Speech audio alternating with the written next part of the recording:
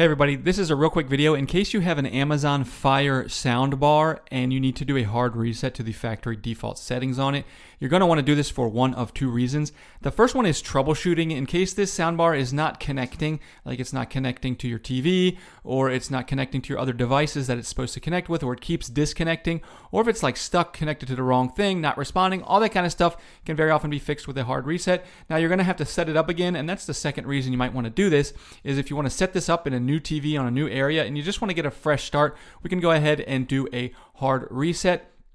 And it's very easy to do. All we need to do is with it turned on, we just need to come and do a long hold on the power button. So if it's on, just push the button and hold for greater than 10 seconds. Just keep holding, and it will actually turn off and turn back on into its factory defaults. You can go ahead and set it up. So let me know if this worked for you. And also if you're interested in getting one of these sound bars, I'll put a link to where you can get the best price on it in the description.